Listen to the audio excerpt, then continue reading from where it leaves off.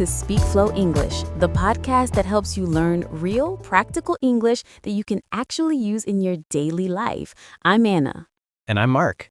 Anna, I have to tell you about something frustrating that happened to me at a party last weekend. Oh no, what happened? So I went to this international gathering and there were people from all over the world speaking English. I was so excited to practice. But when I tried to join conversations, I just froze. What do you mean you froze? Well, I know all the grammar rules, I've memorized tons of vocabulary, but when it came time to actually have a natural conversation, I didn't know what to say. I couldn't make small talk, I didn't know how to break the ice, and I felt so awkward. Oh, Mark, that's such a common experience, and it's exactly what we're going to talk about today, the gap between knowing English and actually using it in real-life situations. Yes, because you can study grammar for years, but that doesn't automatically make you good at real conversations. Exactly. So today we're going to teach you how to bridge that gap, how to take your textbook English and turn it into confident, natural conversation skills. Perfect. But before we dive into this super important topic, let's give a huge thank you to all of you listening right now. Whether you're commuting, working out, cooking, or just relaxing, we appreciate you. Yes, and if you're new to SpeakFlow English, welcome to our community. We're here to help you learn English that works in the real world, not just on paper. And we need your support. If you're enjoying this podcast, please hit that subscribe button right now. Subscribing to SpeakFlow English means you'll get every new episode, and it helps us reach more English learners worldwide. Absolutely. And please like this episode, share it with friends who are learning English, and leave us a comment. Tell us what's your biggest challenge with real conversations. Do you freeze up like Mark did? We want to hear from you. Every comment helps us create better content for you, and it connects you with other learners who have the same struggles. Okay, Mark, are you ready to turn grammar knowledge into conversation confidence? I'm so ready. Let's do this. So today's topic is all about using English in real conversations, not just understanding it in books. Mark, why do you think so many learners struggle with this? Well, I think it's because textbooks teach you perfect sentences and formal grammar, but real conversations are messy, spontaneous, and full of unexpected turns. Exactly. In a textbook, you might learn, how do you do? It is a pleasure to make your acquaintance. But in real life, people say, hey, how's it going? Nice to meet you. Right. The formal version is correct, but it sounds stiff and unnatural in casual situations. And here's another thing. Textbooks can't teach you timing, tone, body language, or how to read the room, all the things that make conversations work. So what's the solution?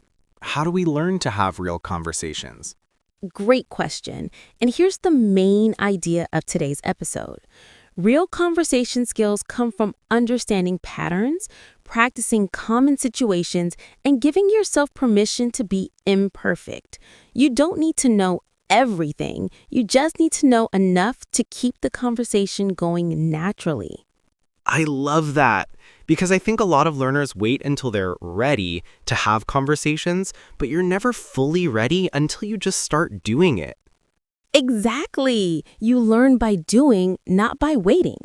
So let's break down the essential skills for real conversations. Okay, so let's start with the basics. Skill number 1, small talk.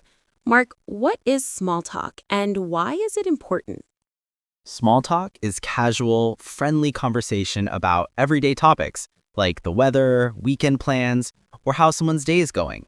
It's not deep or serious, but it's how we connect with people.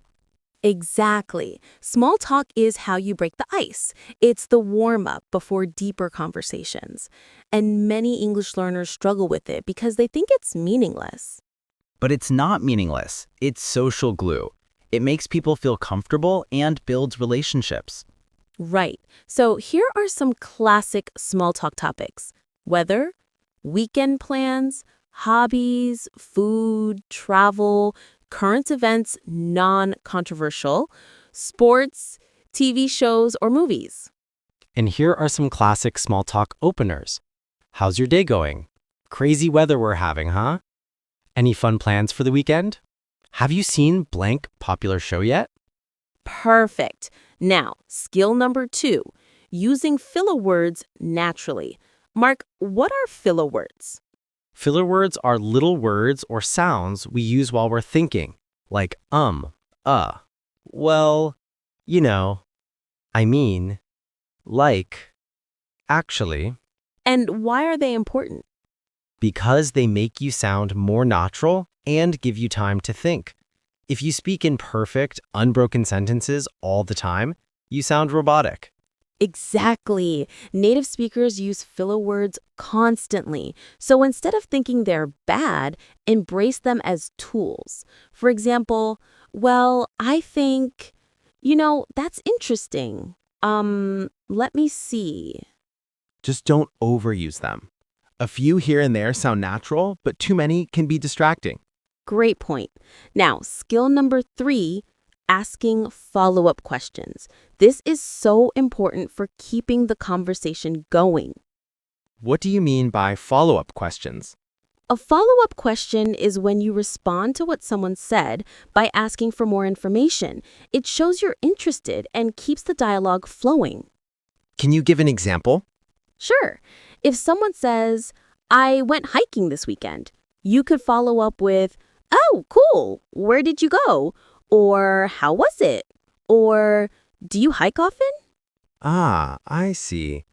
So instead of just saying, that's nice, and letting the conversation die, you ask something that invites them to say more. Exactly. And skill number 4, don't beat around the bush. When you're trying to get your point across, be direct and clear. What does beat around the bush mean? It means avoiding saying something directly, talking around the topic instead of addressing it. In English-speaking cultures, especially in North America, directness is usually appreciated. So if I want to ask someone something, I should just ask it clearly instead of hinting. Exactly. Of course, you still need to be polite, but don't be so indirect that people don't understand what you want. That's really helpful. Now, skill number 5, reading the room. Anna, can you explain this? Reading the room means understanding the social situation, the mood, the energy, what's appropriate to say or do. It's about social awareness. So like, if everyone is being quiet and serious, you probably shouldn't make loud jokes. Exactly. Or if people are talking about serious topics, don't suddenly change the subject to something silly. Read the room and match the energy. That makes sense. And skill number 6, showing active listening. This means showing the other person that you're really paying attention. Yes. In English, we show active listening with little responses like, oh, really? Wow, that's interesting. I see. No way. And also with body language, nodding, making eye contact, and leaning in slightly. Perfect. These little signals keep the natural flow of conversation going. Now, let's talk about skill number 7, expressing opinions without being rude. This is important. How do you disagree with someone politely in English? Great question. Instead of saying, you're wrong, you can say, I see your point, but I think, or that's interesting, though I feel differently, or I'm not sure I agree because... So you acknowledge their view first, then express your own. Exactly. It keeps the conversation respectful and friendly. And skill number 8, knowing how to exit a conversation gracefully. Oh, this is tricky. How do you leave a conversation without being rude? You can say things like, well, it was great talking to you, or I should let you go, or I need to grab a drink, but let's chat again soon. And you can also say, excuse me, I see someone I need to say hello to, or I should get going, but this was fun. Exactly. Now, let's practice some of these skills. Listeners, let's do a mini role play. I'll start a conversation and you respond out loud. Ready? Great idea. Hi, how's your day going?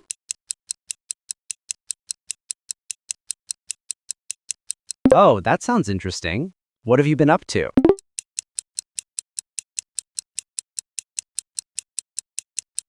Nice. I love that.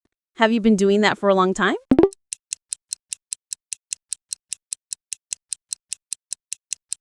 Great job, everyone. You're practicing small talk and follow-up questions. Now let's talk about common mistakes learners make in real conversations. Good idea. Mistake number 1, over-apologizing. Learners often say sorry too much. Yes, you don't need to apologize for your accent, your grammar mistakes, or needing time to think. Just communicate naturally. Mistake number 2, translating directly from your native language. This often creates awkward or confusing sentences. Right. Instead of translating word for word, think about what you want to communicate and use English patterns you've learned. Mistake number 3, using overly formal language in casual settings. If everyone's being casual and you're speaking like a textbook, it creates distance. Yes, match the formality level of the situation. Casual with friends, more formal in professional settings. In mistake number 4, not asking questions back. Conversation is a two-way street. If someone asks you something, answer and then ask them something too. Perfect. Now let's talk about mindset shifts for conversation confidence. Yes. Instead of thinking, I need perfect grammar to have conversations, try saying, I just need to communicate clearly enough to be understood. Perfection isn't required. Love it. Or instead of, I'm afraid I'll say something wrong, say, making mistakes is how I learn. Every conversation teaches me something new. Perfect. And instead of native speakers will judge my English, say, most people appreciate that I'm learning their language and will help me, not judge me. Yes. And instead of, I don't know what to talk about, say, I can start with simple small talk about universal topics. Weather, weekend, hobbies, everyone relates to these. These mindset shifts are so empowering. They remove fear and replace it with confidence. Exactly. Now let's talk about the benefits of developing real conversation skills. Great idea. Benefit number 1, you'll make genuine connections with people. Conversations lead to friendships, networking, and meaningful relationships. Benefit number 2, you'll feel more confident in social situations. No more standing awkwardly in the corner at parties. Benefit number 3, your English will improve much faster. Real conversations expose you to natural language, slang, and patterns you won't find in textbooks. And benefit number 4, you'll enjoy English more. When English becomes a tool for real human connection instead of just a subject to study, it becomes fun. Yes, and here's the positive cycle. You have one conversation, even if it's imperfect, you learn from it and gain confidence. So you have another conversation, and this time it's a bit easier. Each conversation builds on the last. Exactly. Now let's give listeners some practical daily goals. Perfect. Goal number 1, have one short conversation in English this week. Even if it's just asking a cashier, how's your day, and listening to their response. Goal number 2, watch a sitcom or reality show in English and notice how people make small talk, use filler words, and keep conversations going. Goal number 3, prepare 3 small talk topics and practice them out loud. Practice answering questions about your weekend, your hobbies, and your day. And goal number 4, record yourself having a mock conversation. Pretend you're at a party and practice introducing yourself, asking questions, and responding naturally.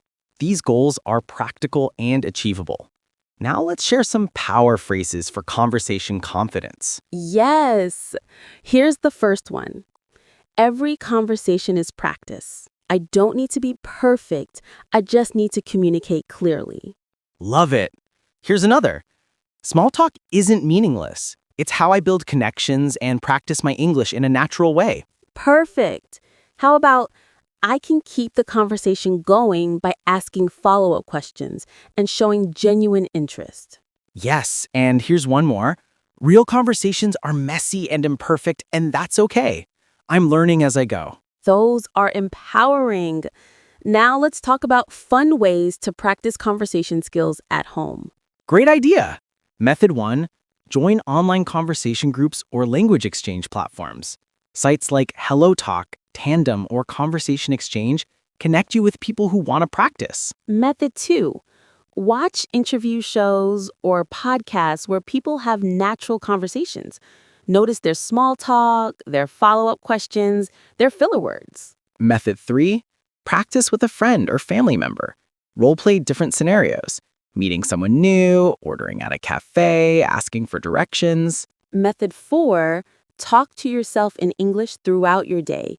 Narrate what you're doing, ask yourself questions, and answer them. It sounds silly, but it works. And method 5, use AI chatbots or language learning apps that simulate conversations.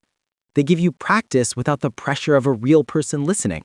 These are all such practical methods. And listeners, remember, awkwardness in conversations is normal, even for native speakers. Everyone has awkward moments. Right. The difference is that confident speakers don't let awkwardness stop them. They keep going, laugh it off, and move on. Exactly. And here's an important truth. People care way less about your grammar mistakes than you think. They care about whether you're friendly, interesting, and engaged. So true. Focus on connecting with people, not on perfect sentences. Okay, everyone, we're coming to the end of today's episode. Mark, can you summarize the main points for our listeners? Of course. So today we talked about the gap between knowing English and using it in real-life situations. Essential conversation skills, small talk, filler words, follow-up questions, being direct, reading the room, active listening, polite disagreement, graceful exits, mindset shifts from fear of mistakes to embracing learning, from seeking perfection to focusing on communication. The benefits of real conversation skills, genuine connections, social confidence, faster learning, and more enjoyment. The positive practice cycle that builds confidence. Small daily goals to practice conversation skills. Power phrases for conversation confidence. Fun practice methods, online groups, watching interviews, role-playing, self-talk, AI chatbots. The truth, awkwardness is normal, and people care about connection, not perfect grammar. Perfect summary. And here's the most important message. Don't compare yourself to native speakers or advanced learners. The only question that matters is, can I have a slightly better conversation than last time? Yes, maybe last week you couldn't make small talk at all, and this week you asked someone about their weekend. That's progress. Celebrate it. Exactly. Every small improvement matters. And remember, real conversations are where the real learning happens. And here's the truth. You already know enough English to have basic conversations. You just need to give yourself permission to try. So true. So, here's a challenge for you. This week, have one short conversation in English. It could be with a stranger, a coworker, an online language partner, anyone. Just practice small talk for even 30 seconds. Just one conversation, and then come back here and leave us a comment telling us how it went. We want to celebrate with you. Yes, your story will inspire other learners who are feeling nervous about conversations. Okay, before we go, we want to ask for your support. If this episode helped you feel more confident about real conversations, please subscribe to SpeakFlow English right now. And please share this episode with a friend who's learning English. Maybe you could even practice conversations together. And leave us a comment. Tell us, what's your biggest conversation challenge? Or share a small talk topic you feel comfortable with. We'll be back next week with another practical, encouraging episode to support your English learning journey. Until then, remember, every conversation is an opportunity to learn. Don't wait for perfection, just start talking. So, go ahead, break the ice, make small talk, and keep the conversation going. You've got this. Keep learning, stay positive, and most importantly, start having real conversations. Bye, everyone. Keep flowing with English. Bye! Remember, the best way to learn conversation skills is to have conversations.